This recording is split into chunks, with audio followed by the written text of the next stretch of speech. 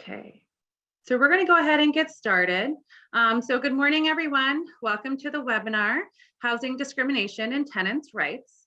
Just a few housekeeping tidbits. We will be using the Q&A function for questions. Questions will be reviewed at the end of each presenter's presentation. You can enable the closed captioning button on the bottom of your screen.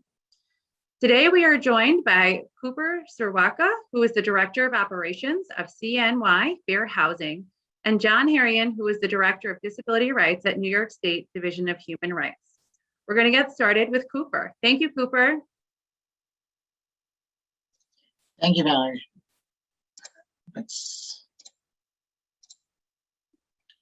All right, so my PowerPoint works, which is always a good day. So I'm going to start a little bit about our organization, talk a little fair housing, talk a lot of tenants' rights, and then we'll do questions at the end. So Cny Fair Housing, we're a private nonprofit organization founded in 1991. We investigate housing discrimination and provide legal representation to victims of discrimination. We cover 17 counties now, so from St. Lawrence all the way to Broome, from Cayuga all the way over to Albany. We do really all sorts of fair housing services. So obviously education like this, but the bulk of our work is complaints, fair housing testing, and legal representation. And we provide representation regardless of income. So whereas a traditional legal services provider just covers folks with very low income, we cover anybody who is in need of our help. It does not matter. So who and what is covered by fair housing laws? I'm going to quickly and get to the tenants' rights stuff because I know John's going to cover some of this as well. So fair housing laws apply to literally everyone who touches housing, is sort of how I frame it. Landlords, housing staff, leasing agents, management companies, owners, homeowners, insurers, municipalities, because they make zoning regulations which impact your housing rights, and what housing is covered. So pretty much everything except owner-occupied unit buildings with 2 units or less. So unless the duplex, the owner lives on the other side, it's covered. However, race and color protections apply to protected classes.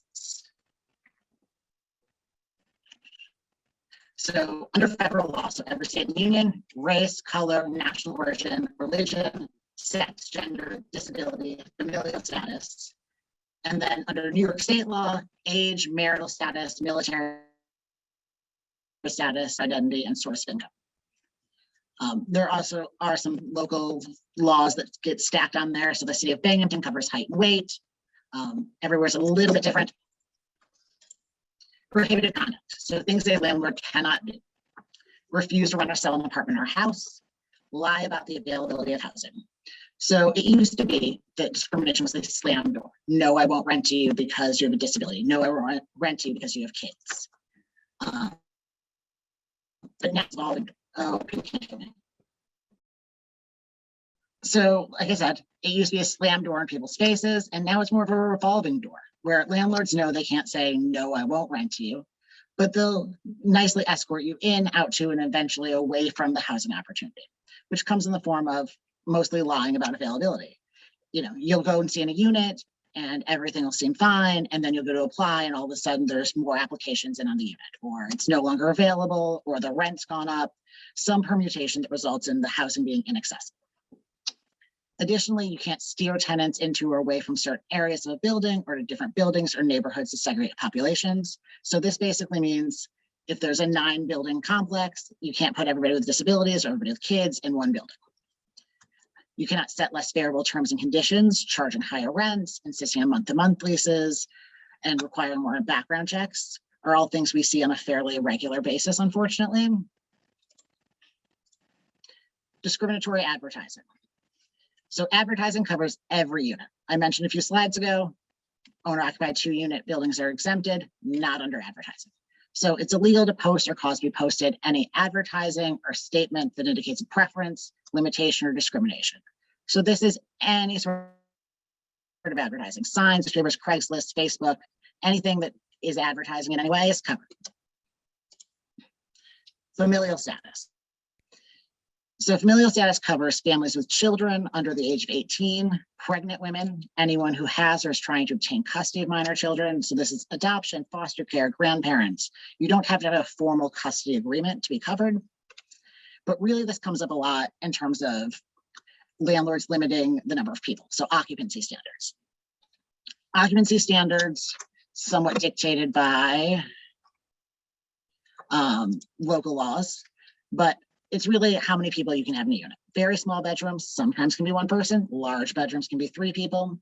I like to tell folks that if you just doesn't seem right, like if you think that the unit is big enough to fit 4 people and you're being told you can't fit 4 people, you're probably right. There's probably something off there.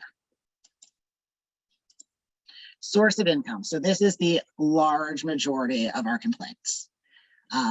It's a new law that just took effect in 2019. So it's not that new anymore, which means all major landlords know about it. There are the occasional landlords who, might own 1 or 2 duplexes and haven't rented out a unit in the last 5 years because they've had good tenants that have stayed, who might not know. But on the whole, everyone knows at this point. You can't be denied housing or treated differently because you receive Section 8, public assistance, SSI, SSD, any sort of legal income is covered. Additionally, emergency rental programs are covered. So if someone has ERAP funds and the landlord refuses to take them, that's considered a source of income discrimination. And additionally, so we're seeing less and less of the outright refusals and more of the other policies that make it unavailable. So income requirements we're seeing a lot of landlords who are saying, well, you have to make 3 times the rent or 4 times the rent. The numbers sort of shake out that if you make 3 or 4 times the rent, you probably won't qualify for any kind of subsidy. So in effect, those have the same result. It's just saying no. So disability under the Fair Housing Act is defined as any person who has a physical or mental impairment that substantially limits 1 or more major life activities, has a record of such impairment, or is regarded as having such impairment. So really anything conventionally covered as a disability is probably covered under fair housing laws. So mobility impairments, mental illness, developmental disabilities.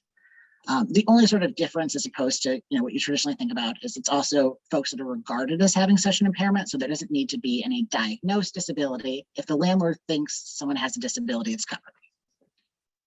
So you can't refuse to rent or sell to prospective tenants based on their disability. And this is the big one.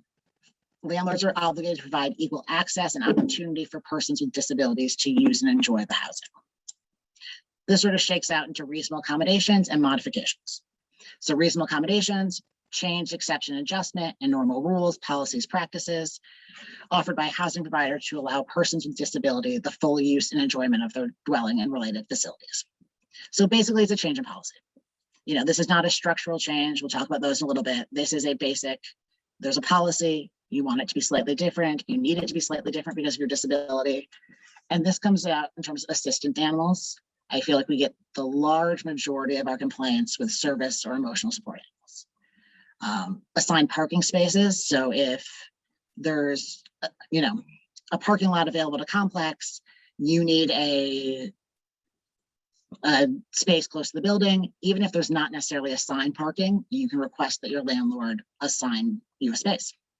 Transferring units. So we see situations where folks are on an upper floor and they have a mobility impairment and can no longer navigate the stairs. They can request to transfer to a 1st floor unit. Communication methods. So ASL interpreters, written communication, all of that is fair to ask for. And landlords have to need it. Trash pickup. So we had a case recently where we had a bunch of tenants who the dumpster was entirely inaccessible. You had to be able to lift the garbage up over your head 6 feet. And so they couldn't access the trash pickup. So we worked out with the landlord that they have trash rooms at the end of each hall, which they weren't using because they had just. But now these tenants are allowed to leave their trash in those trash rooms and maintenance comes around and picks it up. Snow removal, which is my least favorite thing to talk about, despite living in central New York, where snow removal is a huge issue, because it's one of these things where if the landlord's already providing snow removal, probably covered. So if the landlord's, shoveling out major sidewalks, and you need it shoveled between the sidewalk and your unit, you probably can ask for that. If the landlord's not doing any kind of snow removal, it's not necessarily a reasonable accommodation to ask them to then do that, because it's a different service than what they provide. Modifications. So reasonable modifications are really just a sort of building aspect. People traditionally think about it. Sorry, I'm going to back a slide. People traditionally think about it as ramps, grab bars, bathtubs we've seen recently, installation of flashing door lights, removal of cabinets under kitchen sinks. Those are all things we've seen. Really, the big question that we get a lot to is what can a landlord ask for? We get all sorts of questions where landlords are asking for, a history of everyone's diagnoses, the treatment modules they try, like all sorts of things that are deeply invasive, which they're not allowed to ask for. I will say universities in particular are really terrible about this. So if you or your clients are moving into any kind of student housing, chances are they're going to be asked all sorts of questions that are deeply invasive and probably legally impermissible. So if you encounter that situation, definitely reach out, because we're sort of taking that piece by piece with colleges in our service area right now, because the request doesn't need to be made in a particular way. So the tenant really just needs to make their needs known to the housing provider. We recommend that folks do it in writing, because then you have a paper trail that you did ask for these accommodations, but the housing provider can't require that you do so in writing. They can have their own process they like you to use, but again, as long as you're asking for what you need based on your disability, it's covered. What's reason, particularly when I do landlord trainings, I get a lot of this. Well, it's expensive, I can't cover this. So reasonable is really, can't impose an undue financial and administrative burden or fundamentally alter the provider's operations. So like snow removal, when somebody doesn't do any kind of snow removal, probably the fundamentally altering the provider's operations. When we're talking about financial and administrative burden, you really look at financial resources of the provider, cost and accommodation, benefit to the requester, availability, other less expensive options. It's a sort of juggling act of all of these things. I've never seen an elevator be covered as reasonable. That is sort of the black line at one end of like installing an elevator in a non-elevator building, probably unreasonable all the time. Everything from there on out, I've seen versions of it be reasonable and not reasonable based on the size of the building, the landlord. Larger, more sophisticated corporate landlords probably going to have to cover more than somebody who owns two duplexes. Who pays? This is a related question that often landlords will argue about extensively. So if it's federally subsidized housing, so public housing, anything that gets HUD funding, housing providers responsible for the cost of all reasonable modifications. Private housing, so tenants are responsible for paying for modifications within their units. Landlord is responsible for paying for some modifications to the common areas. I will flag this though, as if the modification is necessary due to failure to comply with design and construction standards, the housing provider is responsible for paying for the modification. So under the Fair Housing Act, there's all sorts of regulations about how new housing has to be built. And if they're not following those and you need a modification as a result, it doesn't matter how expensive it is, they have to cover it. Harassment. We've seen a sharp uptick in harassment since the beginning of the pandemic because folks are home a lot more, folks are stuck in very small spaces together. We've definitely seen an increase in this. So sexual harassment is usually the big one. Quid pro quo, which is requests for sex in exchange for housing or housing services. Or hostile living environment. So that's sort of any conduct that is harassment that's severe or pervasive. So it can be one or the other. So there can be one incident where it rises to hostile living environment. Exposure kind of rises to that usually, but more often than not, it's sort of pervasive conduct. It's things that occur over time. It's a series of comments or gestures or notes that when you look at them cumulatively, it's a pervasive pattern of hostile living environment. There doesn't need to be any kind of physical contact. It can be written, verbal. It doesn't matter. If it's harassment, it's harassment. We also see harassment on the basis of sexual orientation, racial, ethnic harassment, and particularly around reasonable accommodations. We see a lot of harassment against folks that either ask for reasonable accommodation or helping others to ask for reasonable modifications. We do see a fair amount of that where, someone will ask for an accommodation, it'll be either granted, and then they start having all sorts of issues with the landlord. And sometimes they don't seemingly look related. It'll be all of a sudden the landlord's getting on you about where you leave your trash when you've been leaving it in the same place for, a year. But technically it violates the lease and all of a sudden the landlord's on you about it. I like to say when, if you see that sort of thing happen, even if it doesn't seem related, but if you have a client who asked for an accommodation and now is getting a hard time, you should definitely reach out to my office, DHR, and sort of see what can be done. Retaliation. So some of what I was just mentioning falls under retaliation. So a landlord can't retaliate against you because you asserted your fair housing rights or helped someone else. Additionally, and this is a huge thing, a landlord cannot retaliate against you for calling code enforcement. So if you call codes, even if it can be an entirely bogus codes call, honestly, there's not an exception here. If you call codes and a landlord attempts to evict you within a year of calling codes, it's presumed that it's retaliation, and then it's on the landlord to prove a different reason.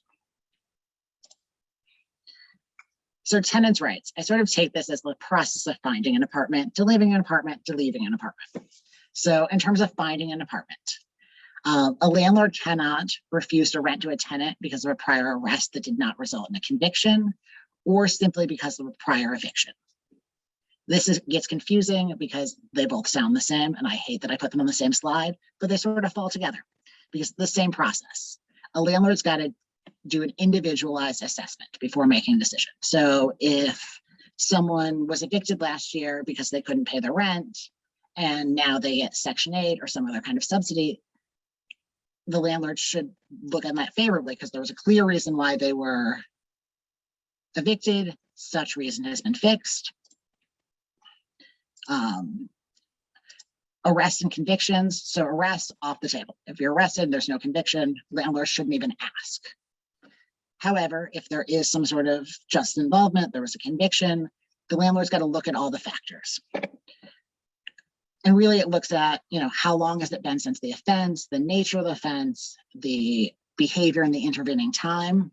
My best example is I worked with somebody, I used to work downstate. I worked with somebody who was in the Bronx, and she had been living in a co-op building with her parents for the last 5 or 6 years, wanted to buy her own co-op. The co-op board rejected her because she had been arrested 10, 15 years prior. And it was she was rushing a sorority in the South and, stole something from a convenience store, didn't serve any time in jail, minor conviction. Since then, she had graduated college, graduated grad school, and was a kindergarten teacher in New York City public schools.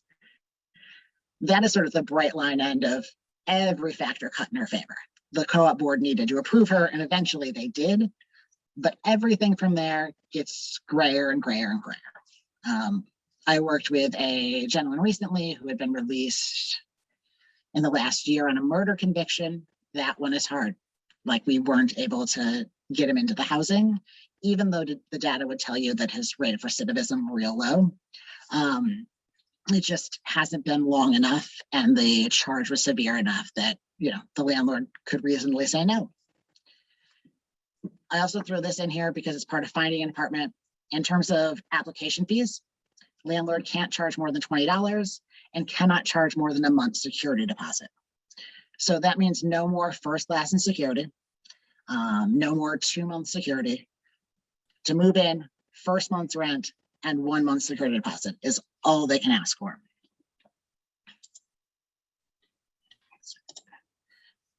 Well, you're in the unit. So a landlord can't raise the rent during a lease term. The landlord also cannot raise the rent without at least 1 month's notice.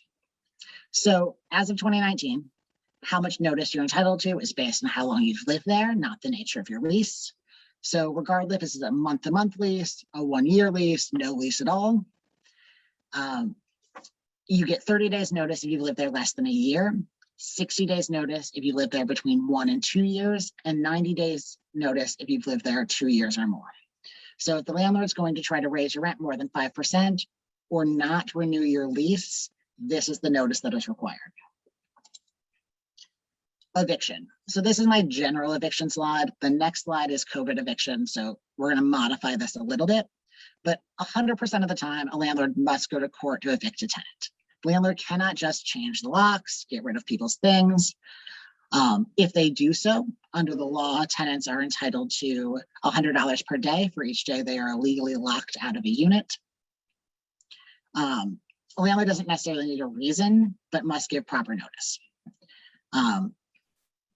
Sufficient reasons, though, include failure to pay rent, illegal activity, repeated violation of the rental agreement, any of those things, fair reasons to evict under normal circumstances. So the failure to pay rent part's a little bit different. And we'll talk about that. So failure to pay rent, eviction moratorium is no longer a true moratorium. So it's no longer a blanket ban on evictions. Evictions are moving forward. Financial hardship due to COVID is now considered a defense to evictions for non-payment. So tenants can still be evicted if they can't prove to the court they have some kind of financial hardship, which should be a fairly seamless, easy process if you do have some sort of financial hardship. However, I have heard anecdotally recently that judges are sort of hit or miss depending on where you are. There are some judges that are granting evictions for folks that have ERAP funds coming in. All sorts of really wild things are kind of happening right now, honestly. The law is not being applied equally. It's just the best way to phrase it. It's sort of going to depend on what judge you draw and where where you live, which is unfortunate. And there are huge policy solutions to this, but for the immediate need of you're being evicted tomorrow or next week, this is sort of the reality. Landlords can challenge the validity of a financial hardship, but that should require hearing. A judge can't just say, okay, I agree with the landlord and call it a day. Other evictions, though, can move forward. So if a landlord's trying to evict somebody because, they're violating the lease left, right, and center, lighting things on fire in the building, something egregious like that. Anything that causes a safety hazard, definitely a fair reason to evict. Additionally, if you get ERAP funds, you should be protected. It's considered source of income discrimination if the landlord doesn't take it. The other thing I flag for folks, because often we get calls from people who are going to be evicted tomorrow. Not a lot of things my office can do if you're going to be evicted tomorrow or the next day. However, everyone is entitled to a 14-day, to 14 days in between court dates. So basically you can go in and say, I want an adjournment for 14 days, and the judge by law under the new tenants' rights laws has to grant that to folks. You don't need a reason. You can just ask for your 14-day adjournment and call it a day. Additionally, depending on where you are, the courts are moving slower or faster. Anywhere that's busy. So, major cities, we're seeing it, Syracuse, Rochester, Ithaca, all those places are backed up. So evictions are taking more. Somebody asked about ERAP funds, emergency rental assistance funds. So those are all the funds given out by state, local governments to compensate folks for to pay off their back rent, basically. So, depending on where you live, it might take a little bit of time. It might take a lot of time. The instances I talked about where judges are granting evictions, even if somebody's getting ERAP funds, have been pretty rural areas. So, I can't give you a guarantee on this is what's going to happen. I can tell you this is what should happen. And if it doesn't happen, you should contact my office, legal services, and try to sort out what can be done. I do suggest that folks do that before the eviction is granted. So always useful to reach out before a court date. It's a lot easier to fix it beforehand than try to fix it afterwards. All right, I'm going to look through questions. So yes, the PowerPoint will be available. I will send it to Valerie, who will distribute it to all of you. Any other questions? Eviction, fair housing, accommodation, source of income, the whole bit, shebang. Let me know if there's anything you want me to answer.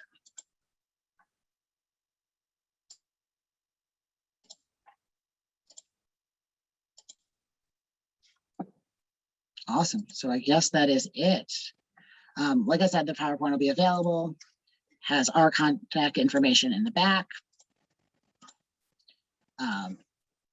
Somebody just said that they live in Long Island. So everywhere has their own fair housing group that covers them, unless you live in the Adirondacks, in which case you probably aren't covered by a private fair housing organization. Long Island is covered by Long Island Housing Services. They do exactly the same work that we do. And DHR covers everybody. All right, thank you so much. Thank you, Cooper. Cooper, actually, I have one question for you before you run away. Did you leave already? Oh, there you are. Here. Okay, so one question I have for you that we deal with our housing subsidy programs is that our folks receive some type of assistance, whether it's SSI, SSDI, public assistance. Are the ERAP funds available to them? Yes, they should be. Even they should though be allowed to apply for this. Okay, so even though they've continuously received their income, they would be eligible to apply for ERAP funds. Yeah, they'd have to have some reason why, like, they couldn't cover their portion during that time. And even if it's a health issue, they didn't want to go out because it's COVID and it's unsafe, that is a valid reason. Awesome. Thank you. That is super important for us to know. No problem. Thank you. Thank you. Hold on. I think I see a couple of things in here. I just want to make sure. I'm sorry. The person from Long Island said you happen to know where they're located. You had mentioned the Long Island. They are in, I don't know off the top of my head. I know they cover all of Long Island. Let's see if I can tell you. You can always look that up and send it out with the slides. Yeah, I can definitely send you that. And I'll send you, in addition to the slides, I'll send you everybody's contact info for the other fair housing groups. So Buffalo, Westchester, New York City. So you have everybody. That would be amazing. Thank you so much, Cooper. No problem. All right. Have a good one. You too. Thanks. So now we are going to switch over to John. Hi, John. Hi, everybody. Can you hear me, Valerie? Yes, we can hear you. So you can go ahead and share your slides, and John's going to take it from here.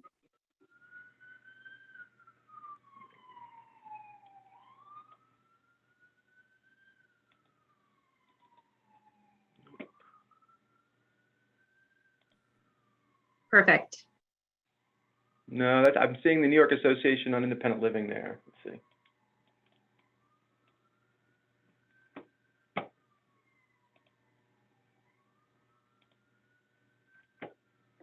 You don't see my slides, do you, Valerie? Yes, we see your slides. Oh, you see. Okay. All right. Let me get this here going. Okay. Sorry about that. There you go. You're ready. Great. Yes. Good morning, everybody. Valerie, thank you so much. New York Association on Independent Living. Thank you for including me here today. I'm John Herrion. I work for the New York State Division of Human Rights. I'm the Disability Rights Director here.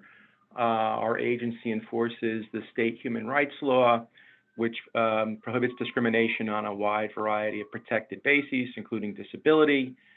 We cover employers, housing providers, schools, places that are open to the public. And today we'll be talking about housing rights for people with disabilities under the state human rights law. We'll cover who is a housing provider under the state human rights law, who is protected by the law, what types of discrimination is prohibited by the law. I'll talk about reasonable accommodation, and then lastly, how does the Division of Human Rights enforce these provisions? So we're talking about covered housing providers. It's a very broad net that gets cast, private or publicly assisted. We cover rentals, managing agents or covered actors, whether it's a co-op or a condo. Real estate brokers and agents are also covered under the state human rights law. and are prohibited from discriminating against people. And any other person having the right to sell, rent, or lease a housing accommodation, and any agent or employee of the above. There are some exceptions. We have an owner occupied. So if it's a two-family dwelling and the owner is occupying one of those two units, there is an exemption. There's an exception. There's a recent amendment to the law that I'm going to cover in the next slide. If it's an owner-occupied room rentals, typically those are, shared rooms with a shared bathroom, rooming boards, those kind of things. If it's a rental for women only or men only, you can't file a discrimination complaint saying you've been discriminated against because of your sex. Senior citizen housing has certain exemptions with respect to age and familial status. And religious institutions, if it's a housing for people who are of the Jewish faith or Catholic faith or otherwise, can also be exempt from some of the requirements from the New York State human rights law. So previously, our law was recently amended where the owner-occupied two-unit dwellings were entirely exempt from the state human rights law. But there's no longer, that law was amended, so no longer is there an exemption from any kind of discriminatory advertising or making any type of discriminatory inquiries for a rental in an owner-occupied two-unit dwelling. So, bottom line is if you're working with one of these type, two families and it's owner-occupied, and you think that discrimination is happening there, or somebody has been denied a housing opportunity or otherwise discriminated against, you can feel to reach out to me to make sure we have them covered, and we can handle it that way. But this is kind of a new carve-out to the previous carve-out that was there, which increases the protections under the state human rights law when it comes to these owner-occupied two-family dwellings. So yeah, again, the law would apply in full force to such property whenever the advertising and inquiries provision is violated. Cooper touched on this. I just really want to distinguish the state human rights law definition from the federal fair housing definition. So under the federal fair housing, the FHA, there is requirement that the disability substantially limit a major life activity. We don't have those qualifiers under the state human rights law. Can be a physical, mental, or medical impairment resulting from any number of conditions which prevent the exercise of a normal bodily function, et cetera. Somebody with a record of an impairment can be covered. This is important in the time of COVID. Somebody maybe was diagnosed with COVID at one point in time or presently has COVID. And, landlord decides, I don't want somebody who previously had COVID or living with COVID to be one of my tenants. That would be discrimination. And perceived, the condition regarded by others as such an impairment. So somebody who is perceived to be disabled is denied a housing opportunity based upon that perception can be covered as well, regardless of whether they're actually disabled. But the dots we're looking to connect there is that there was bad action by the housing provider based upon a perception the person had a disability, and then they took bad action against that individual. We covered this. So what's prohibited? So housing providers, pretty straightforward, can't refuse to sell, rent, or lease on account of disability.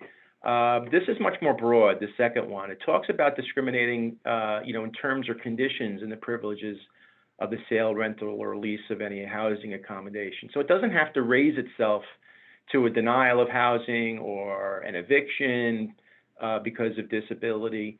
It can be the terms and conditions of where you live. It can be denying heat and hot water because of the disability, not just generally denying heat and hot water. If the landlord is a bad landlord and he's bad to everybody, that landlord is not discriminating.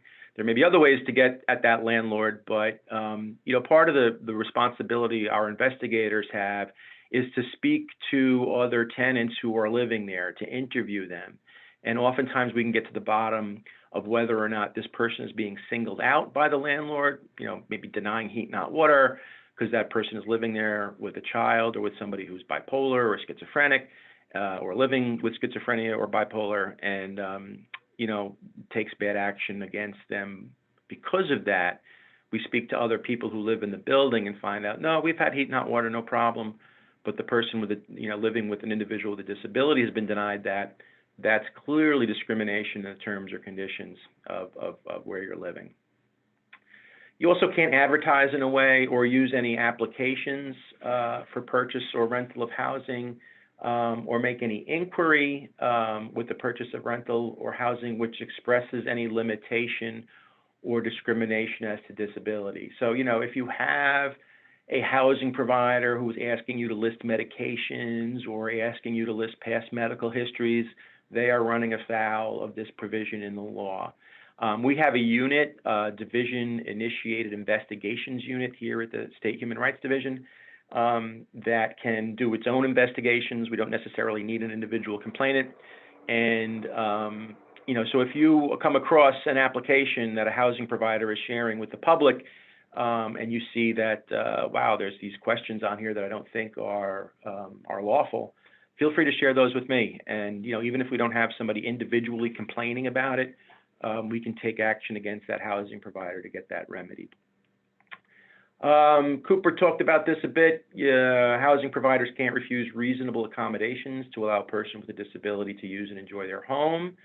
That use and enjoyment of the home is an important phrase. We have cases where somebody will ask their landlord for a ramp, and the landlord will respond, oh, we already have one. We will send our investigators to do site visits. And, if the investigator there sees that, yes, there's a ramp, but it goes to the back of the building where all the garbage is, taken in and out, or, the slope is really steep and not safe, people are really not using this or enjoying this as a way to get into their home, that doesn't meet the requirement under the law, which requires accommodations to allow people with disabilities to use and enjoy their homes. Housing providers also can't retaliate against a person who files a complaint. I oftentimes get asked, can I file this complaint anonymously?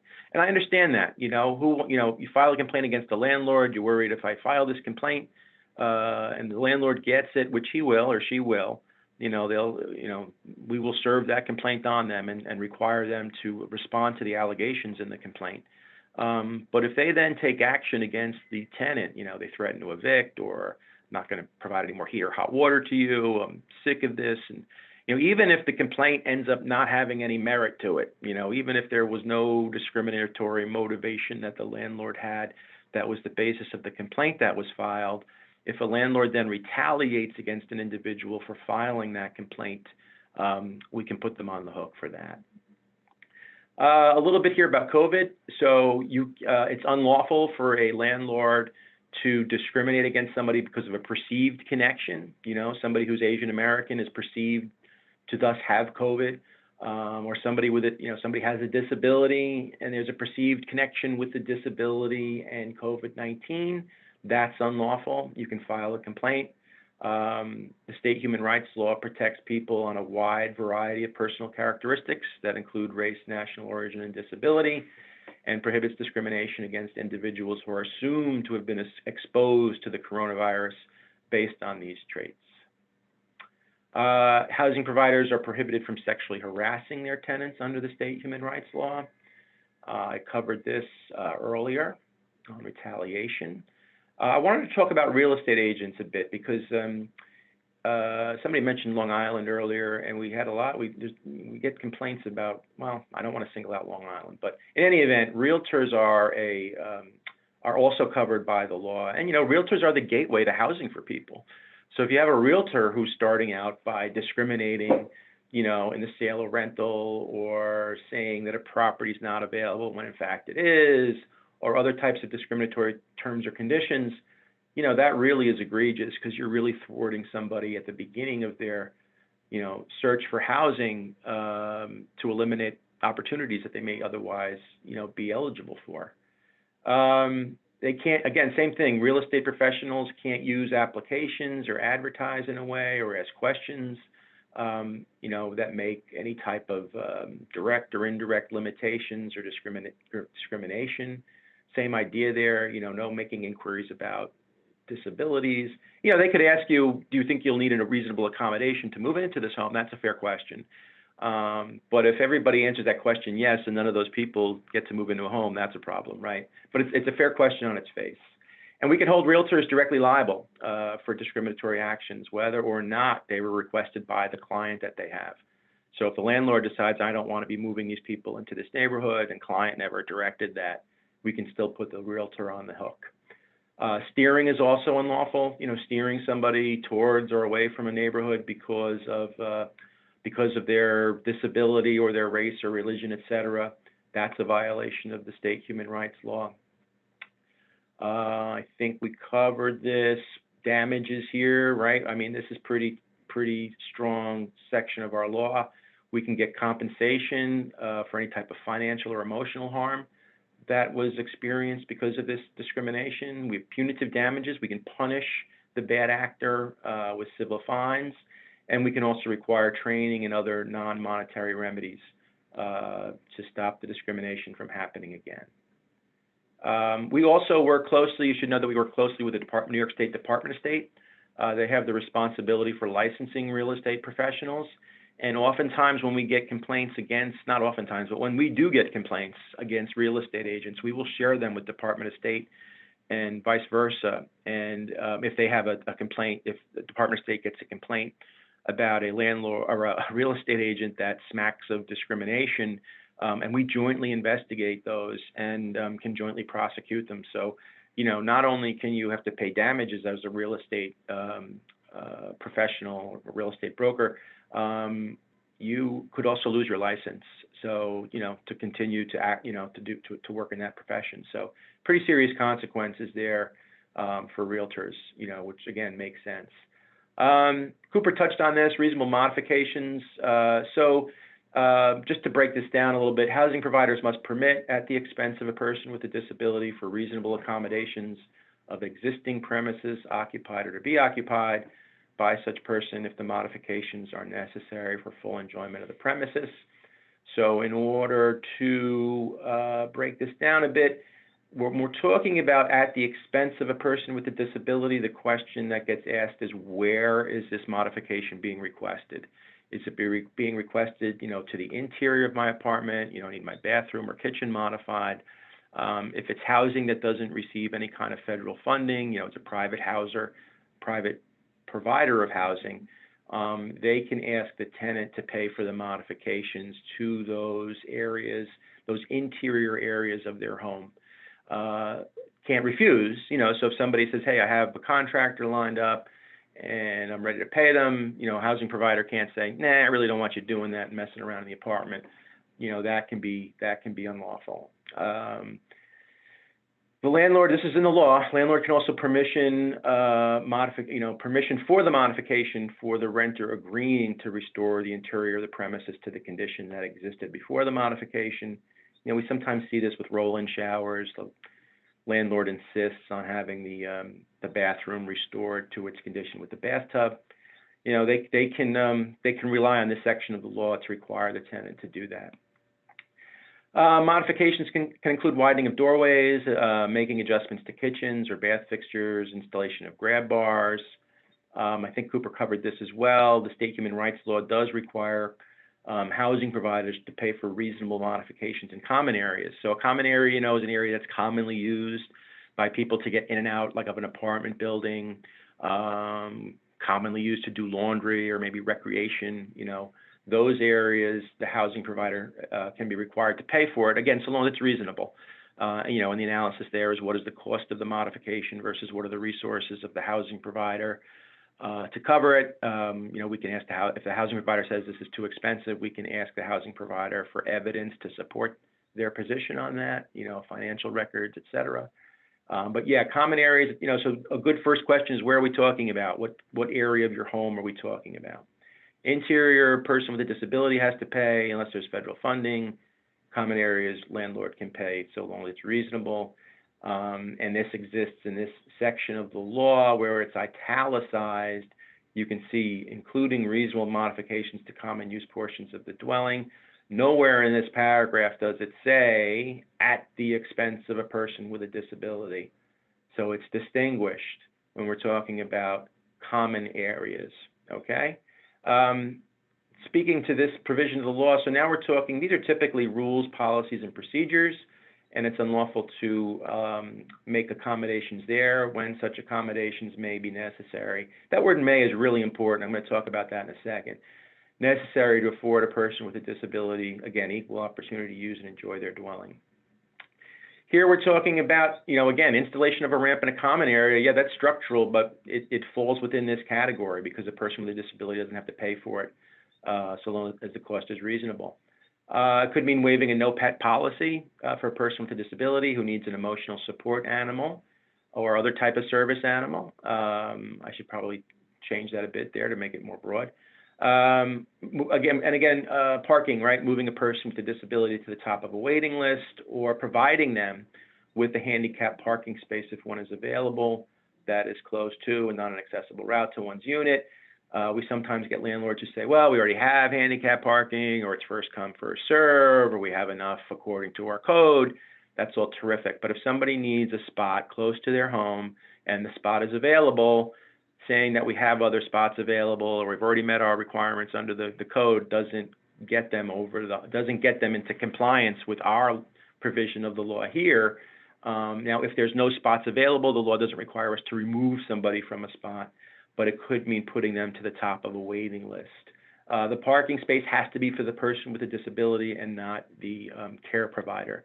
There's some case law on that. So if it's, I want the parking space for my nurse who comes in or my sister or brother who comes in to help me, the law doesn't cover them. It covers the person with a disability.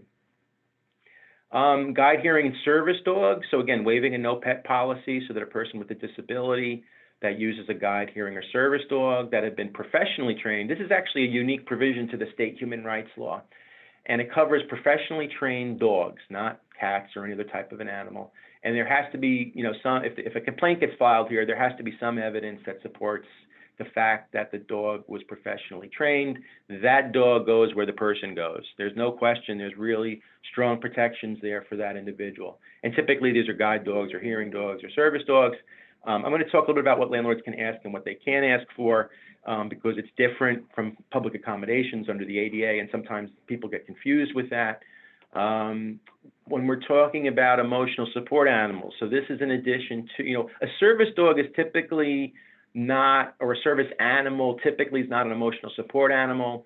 It's typically an animal that has been trained to provide some kind of service for a person with a disability, and there's a variety of those kinds of services. Somebody with a seizure disorder, somebody who needs a dog for mobility assistance. There's a variety of services dogs or other animals can provide that they can be trained to provide. When we're talking about emotional support animals, and the word there is animal, so it can be more than a dog, reasonable. Like Cooper said, we don't want to see the emotional support alligator. That's not helpful or reasonable.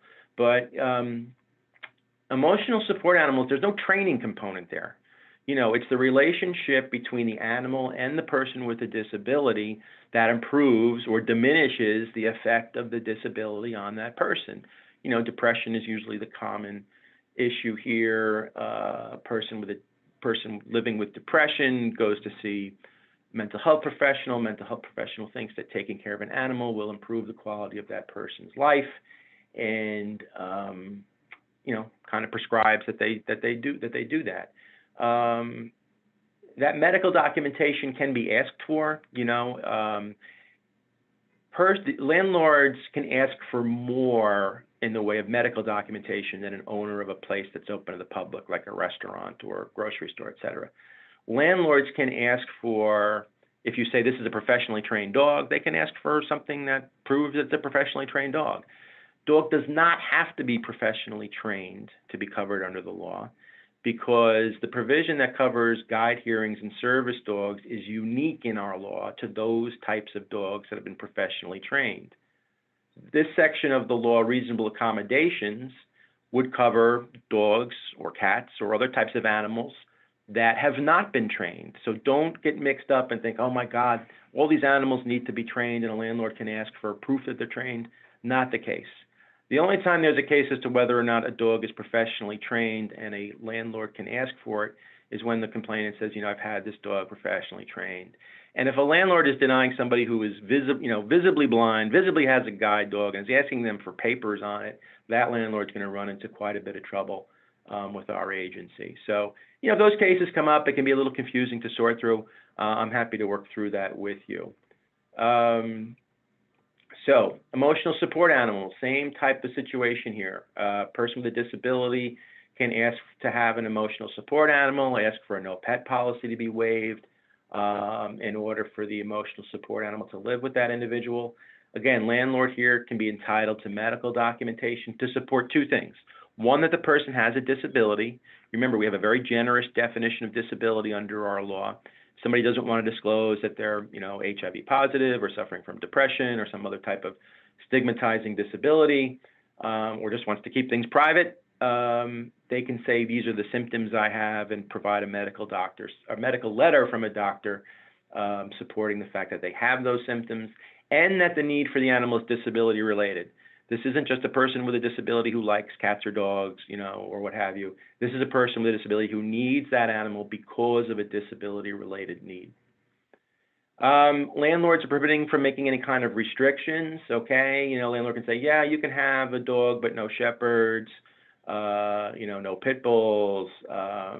You can have a dog, but it has to be less than 30 pounds. Can't assess fees for someone, so even if the landlord says anybody who has a pet is assessed this fee, emotional support animals are not pets. Guide hearing service dogs are not pets. So assessing a fee for somebody who needs an emotional support animal or a service animal or a guide dog, et cetera, because of their disability, that's not permissible under our law. What is permissible is if that animal does do damage, or is barking or is, biting somebody, a landlord can take whatever lawful action is necessary to remedy that, including, putting the dog out. So, a person has to keep their animal, behaving appropriately, just like anybody else would. Here, there's actually specific language now under the state human rights law, which says that a reasonable accommodation includes those that enable a person with a disability to use and enjoy a dwelling. Specifically and explicitly, if use of an animal is there to alleviate the symptoms of a disability. So we had some kind of crummy case law not too long ago that said, yes, the person has a disability, yes, there's a need for an accommodation, or yes, the disability is diminished by the animal, but there's no evidence in the record that shows that the animal allows them use and enjoyment of their home. Now, we really don't have to focus on use and enjoyment. We can also talk about alleviation of the symptoms of a disability with the introduction of an emotional support animal. There was also a recent amendment to our law that requires housing providers to provide notice to tenants and prospective tenants of their rights to request reasonable accommodations. This is really brand new. We are in the process of promulgating regulations that speak to this requirement, which is what the law asked us to do. If you have specific questions about this, you can give me a call, and I can bring you up to speed on that, but it's kind of a fluid situation for us here right now. New construction is also covered. Any multifamily unit, which includes those that have 3 or more units, anything built on or after March 13 of 1991, requires public and common use portions to be accessible, doorways to be wide enough to allow people in and out in wheelchairs. Premises within the units have to contain an accessible route throughout the unit, into and throughout the unit. Light switches, electrical outlets, thermostats, et cetera, have to be in accessible locations, meaning that they can only be so high up off the ground if somebody uses a wheelchair and needs to access them. New construction requires reinforcement in the bathroom walls to later allow for grab bars. Does not require grab bars to be installed under the new construction provisions. If you ask a landlord to install grab bars as a reasonable accommodation, regardless of when the building was built, landlord has to do that. If the building was built after March of 1991, landlord should be paying for that, for the reinforcements in the back anyway, because those should have been provided when the building was built. So that's an important thing to understand. If you're talking about modifications to housing that fall within these new construction requirements, landlord may be required to pay. I'm going to kind of skip over this because Cooper covered it, and I know we're running tight on time. Gender identity is also now a protected class. Any, somebody who's discriminated against because of their gender identity or expression. I think Cooper mentioned prior arrest records are also now somebody who has a prior arrest record who's been denied housing because of that can also be covered under our law. Cooper touched on this again, and I'm going to kind of skip through it. If there are questions, I'm happy to answer them. These are the types of sources of income, child support, alimony, Social Security, disability benefits, et cetera, are all covered now under source of income protections. You can file, it's easy to file a complaint with our agency. You can go to the website here or call the number. I believe slides will be made available. Valerie has my contact information. Housing complaints are also filed with HUD, which is the agency that enforces the federal law. You have 1 year to file a complaint with our agency. Alternatively, you can go into state court and you have up to 3 years to do that from the date of alleged discrimination. You cannot file with both us and state court. You have to choose one of the two. There are some issues related to time limits because of the pandemic. There were some executive orders issued. So if either the discrimination occurred between March 20th, 2020 and November 3rd of 2020, or during that period of time, the statute of limitations was going to expire, there are allowances for somebody, more time for somebody who falls into those timeframes to file with us. Again, if you have a question about that, you can give me a call and we can sort through it. You can file complaints via email or fax. The complaint form email address is on this slide, complaints@dhr.ny.gov. You can fax complaints to us. We'll take complaints over the phone. Somebody needs an accommodation or does not have access to a computer. And starting in July of this year, we no longer require notarization. There is a declaration the complainant has to sign under penalty of perjury. Don't have to come to an office to file a complaint. You can do it online, like I said. If you feel absolutely necessary, I need to come in person, we'll make arrangements. You need to wear a mask if you do come to visit us. Housing complaint will get investigated. Investigators responsible for making a probable cause or no probable cause determination. The case can then go to a public hearing or to state court. People can elect, in housing cases, can elect to go to state court. Take the case out of but we will still provide the attorney and the assistance to the complainant in state court. It's not like you completely use us. And after the public hearing, we get a final order. Again, in the time of pandemic, we're really trying to use electronic communications. So investigations may happen over the telephone. We now have video conference platform for public hearings and settlement conferences.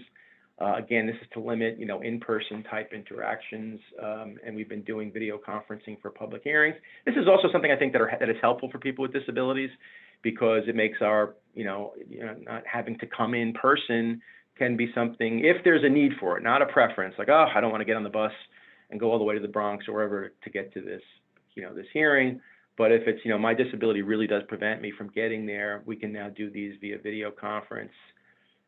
Some of the remedies that are available are making the housing available, making a reasonable accommodation or modification, compensation for mental anguish or out-of-pocket expenses. We can issue punitive damages, civil fines.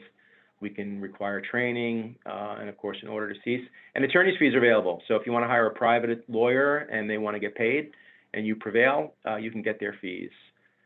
This is my contact information. Again, Valerie Brennan has this. It's here on the slide. I believe the slides will be shared.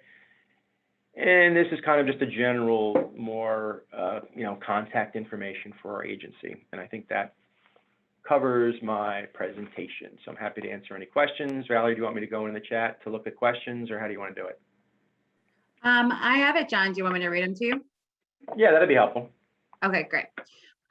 So one of them is, I think, more of a statement where she's saying upstate New York has many owner-occupied 2-family rental properties, allowing these landlords a pass on so many regulations that landlords of multiple dwellings are compelled to abide by. Seems unfair to tenants with disabilities who often have limited choices on where they can safely reside. Do you have any remedies? Yeah, I mean, I wouldn't, I'm sorry, go ahead, Valerie, go ahead. Do you have any remedies for something like that? ways to talk to a landlord? So yeah, so it depends. So the trigger there is whether or not the landlord is first off living there. You know, it's not just a two-family house. It's being rented to two separate families, not including the owner. If that owner advertises in a way or makes any types of inquiries in a way that can be considered discriminatory, you know, advertising, you know, able-bodied persons only or some kind of crazy type of advertising, or inquiries, you know, where they're asking, you know, do you have a disability? Are you taking medications? You know, once they make those kind of inquiries or they do that kind of advertising, the door gets completely opened to going after them for that kind of discrimination and any other type of discrimination. I can understand the concern by this person, and yes, there's probably a lot of room for the law to be amended here to increase protections for people who are trying to access two-family homes that are owner-occupied. And you know, I work for a state agency. We cannot change the law. We enforce the law that is given to us by the legislature and the governor. So this would be like a legislative undertaking. You know, somebody, you know, maybe New York Association of Independent Living or other advocacy groups, you certainly can write to your local, you know, representative on this, and I completely agree, you know, that it presents a lot of challenges to have these kind of exemptions in the law. But those are my thoughts on it. Okay. The next question says, can a renter get a lease and then upon moving in, notify the landlord of the emotional support animal, or do they risk not getting a lease in a no pet building by disclosing it up front? Yeah, great example. So so you're covered by the law once you make the request. You don't have to make the request. You can sign the lease, move in, set up your couch and television, all that goes with it, and then say, now listen, if you move in and there's the dog and landlord goes, whoa, no pets here, you know, it's still permissible to say, hey, this dog is my emotional support animal or is my service dog. I will provide you with medical documentation to demonstrate that I have a condition that requires the dog and the need for my dog is disability related. To answer that question in a different way, you don't ever, you know, there's no obligation for you to say, I need, you know, can you waive a no pet policy before you move in? You can move in and then ask for ask for a waiver once you're there. But, you know, I would recommend against trying to hide the dog, you know, hoping you don't get caught. Because there the landlord is it's going to allow for the landlord more opportunity to ask, how come you didn't come to me with this dog? Is this dog really an emotional support dog, et cetera? So, you know, again, the rights attach when you ask, but there's no like time frame where you're required to ask during the application process or before you move in. You know, if you do mention during the application process that, hey, I'll need that no pet policy waived, and you get denied the housing opportunity, that landlord has violated the state human rights law, and I would encourage you to file a complaint with us if that happens. The next question says, I have seen some landlords do not accept Section 8. Is that against the law? Yes, it is. It's for all subsidies, right? Yes, it is. Yep. You can file a complaint. Some counties have local commissions or local ordinances that also prohibit source of income discrimination. You know, if you want to go with your local commission, you're more comfortable there. Always find out what that local commission can do, though. Sometimes they're limited in really their enforcement capabilities, whereas we are not, and we do cover the entire state. So yes, if a landlord says no Section 8, you know, no HASA vouchers, no this, no Social Security disability benefits, that's out. Definitely file a complaint with us. We would investigate and prosecute that. Your next question says, do you have any advice for disabled tenants who use their property for enjoyment, but is negatively affected by another tenant? So the negative effect has to negatively affect your disability, right? If it's just a nuisance, the tenant is loud and annoying or cooks smelly things, you know, that may not be it. But if the tenant's behavior impacts on your disability, sometimes we get cases with like smokers and asthmatics. There we look to see what is the level of control the landlord has over that tenant, right? So there's usually stuff in the lease to talk about following house rules. You know, landlord should be enforcing those house rules. You know, whether it's a letter to that tenant saying to cease and desist, or if there are fines available, you know, to the tenant. We don't allow landlords to throw their arms up and say, you know, we can't control this, so we shouldn't be liable. We're going to look to see that, you know, the landlord, if the conduct is impacting on the person's disability, to try to fix that, you could file a complaint with our agency. And again, if that was the situation, we could investigate and prosecute that case as well. The next question says, what trends are you seeing in the types of complaints being filed or issues being raised anecdotally? Yeah, I think, and Cooper, you can speak to this as well, I'm sure. You know, it's fairly consistent. You know, the cases we get typically are refusal to reasonably accommodate. We see a number of the emotional support animal. You know, people think, you know, look, if it's a blind person with a guide dog, those are pretty straightforward. But people do tend to think, and a lot of this is because of the press loves these stories, right? Like the emotional support ostrich on an airplane, you know? And then they take that story and they run with it to say all of these, you know, people are gaming the system and what have you. That's not necessarily the case, you know, and our investigators will scrutinize it. You know, we had a case here once. It was, you know, you could get a certificate online if you gave them the name of your dog and gave them $50. That was as far as you needed to go. And regrettably, the person who was giving them the $50 really, you know, was kind of the sucker there because, you know, you shouldn't be paying for this. We don't recognize certificates, you know. We're looking more so at the medical documentation. That's what's important. And that's what a landlord can ask for. And that's what our investigators will ask for. So, you know, if you live in, you know, in Brooklyn and, you know, it's your dentist in, you know, Canada that's sending us this letter, we're going to scrutinize that a bit. But, you know, typically it's fairly straightforward. It's a mental health care professional or somebody who's treating that person who can provide the documentation necessary. The idea is that the examples I just gave shouldn't stereotype all types of people with different types of disabilities who may need a different type of an animal to accommodate them. So I hope that answered your question. Did I answer the question, Valerie, or did I get thrown off track there? Okay. No, you're good. The next one is just a statement. Someone just, as you mentioned, the Section 8 piece, someone mentioned that they reported a lot of Craigslist housing ads for staying on them, no Section 8 or no DSF. The next question says, if the landlord charges more for pets, does a tenant with a support animal not have to pay that increase? One more time, the fee is for what? I didn't catch it. So a landlord is charging people for a pet to bring in a dog or a cat. Does someone who has a support animal or a service animal have to pay that? No, because so long as it's an emotional support animal or a service animal that accommodates the person with a disability. So again, those are not considered pets. You know, those are considered necessary to accommodate a person's disability. And if a landlord insists on charging the fee and says, we're not discriminating, we're charging everybody this fee, you know, the response should be, yes, you can charge the fee for pets, but this animal is not a pet. This animal is X, Y, or Z, or provides this type of service.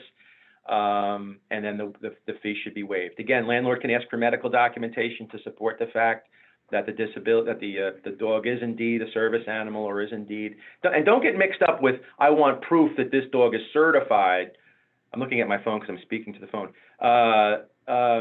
You know, this dog, I want certification that this dog is an actual service dog, or I want certification that this dog has been trained to provide emotional support. Don't get confused with that. Landlords can't require that, you know, for tags or papers.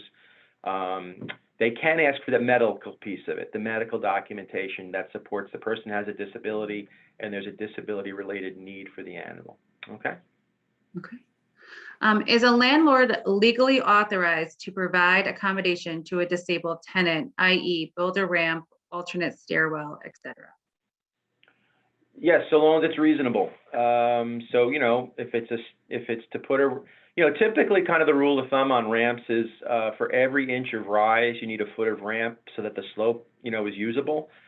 So, you know, if you're talking about a threshold that's, you know, 2 or 3 inches high, you got to find room for 2 or 3 foot worth of ramp. If that's there, you know, landlord can be required to provide it. If it's, again, a common area, landlord can be required to pay for it. You know, landlord can raise an undue financial hardship argument, but that landlord has to be willing to pay for it. Or, I'm sorry, willing to show proof of it. so that, you know, if they really, you know, if they're operating on, you know, letters, you know, number of mortgages and different lines of credit, you know, there's no capital reserve fund, we need to see all that, you know, so that, you know, requesting a $10,000 ramp to be installed. But, you know, that doesn't circumvent using alternatives, right? So maybe a temporary ramp can be put down there, you know, while there's some type of financial hardship going on. But yes, to answer the question, those types of accommodations are contemplated by the law. What we're looking at is what is the cost if it's in a common area. Again, if it's the interior of the person's unit, they have to be able to provide, to pay for that accommodation. Okay. If a landlord refuses to fix an apartment to meet Section 8 inspections, is there something that can be done? Cooper, I'll turn this one over to you, unless you want to turn it back to me. I have some thoughts on it, but it doesn't sound like it's really disability related. I don't know if Cooper's still on. Oh, did Cooper? If he's not on, I can certainly give my thoughts on it. Yeah, I think he's gone, John. Okay, could you repeat the question, Valerie? Sure. If a landlord refuses to fix an apartment to meet Section 8 inspection, is there something that can be done? You know, I would think so.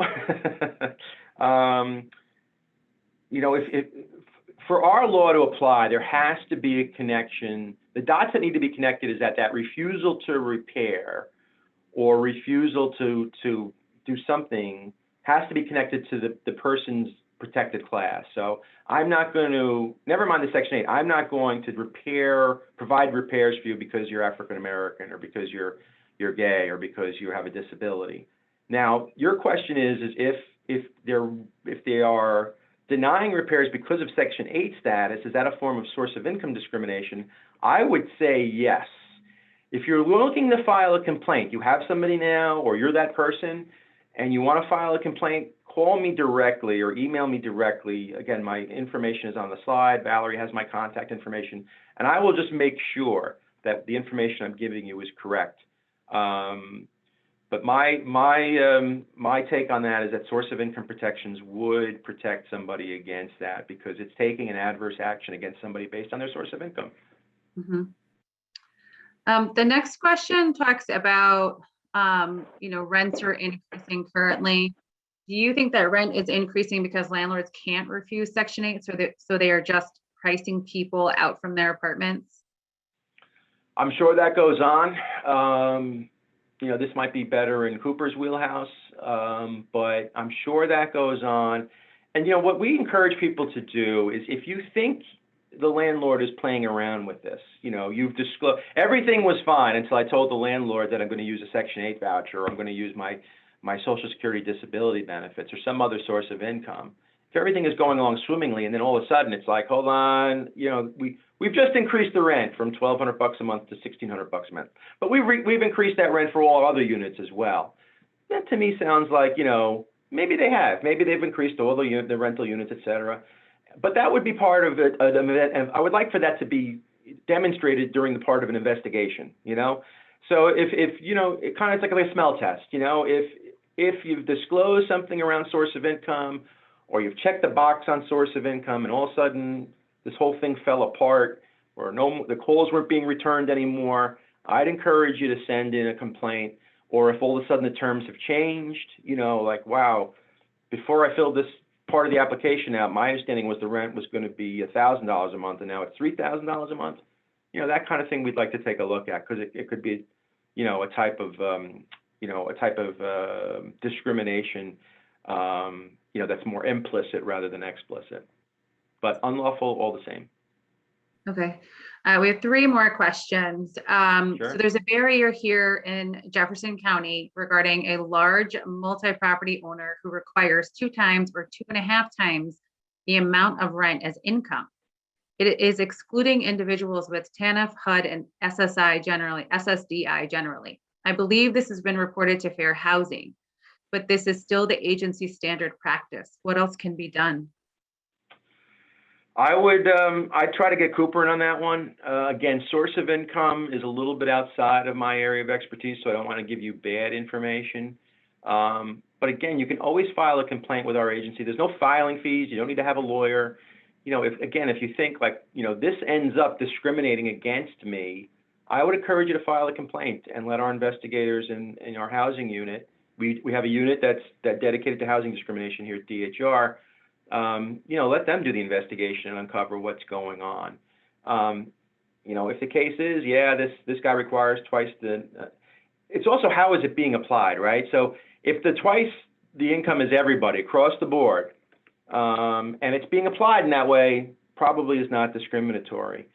If it's only being applied for people because their source of income is Section 8 or their source of income is something different, if it's only being applied to those people, then we have something going on there that could be unlawful. So I encourage people to file. I can't promise you're going to get the determination that you want after the investigation, but again, it can serve to uncover what's really going on, at that housing provider. So I know this is probably more for fair housing, but landlords who are requiring credit scores to be greater than 600, 650, 700, are those seen as discriminatory? They are not. A landlord can require a certain credit score to ensure that the person who's going to move in meets certain financial requirements that landlord has.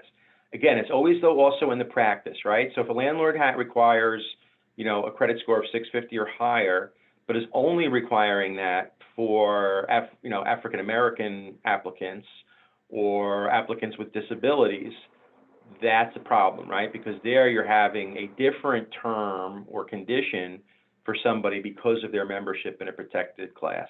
So those kinds of things we would get involved in. But if it's being applied across the board, not unlawful, requiring certain types of credit scores. And this is the last question. I recently had a consumer that received Section 8 while living in an apartment. The landlord put her through horrible anxiety due to insisting that he refused to take it. She had to get a legal rep. The landlord reluctantly, with much resistance, and did sign the lease. Now she's worried that the landlord will not renew the lease or will raise the rent substantially where she cannot afford to remain there. Yeah, that sounds to me like source of income discrimination, right? Because when she told the landlord to disclose, if I heard this correctly, once she disclosed that she had Section 8, landlord now is refusing to allow lease renewal. That type of conduct clearly smacks of discrimination against somebody because of their source of income. John, thank you so much. That's it. Yeah. I appreciate it. I want Cooper's rate of pay though for this period of time. I want to. I'll be sure to let him know. There you go. Thank you everyone for joining us today. As you have seen in some of the Q&As, we will be sending out all the slides. John and Cooper both sent me their slides. I believe Alex will be sending out a link to the recorded webinar once he does his editing on it. And we just want to thank everyone for joining us today. If anyone has further questions, reach out to me. I'll be happy to connect you with John or Cooper. Thanks so much, everyone. Bye. Thanks, Valerie. Bye. Thanks, John.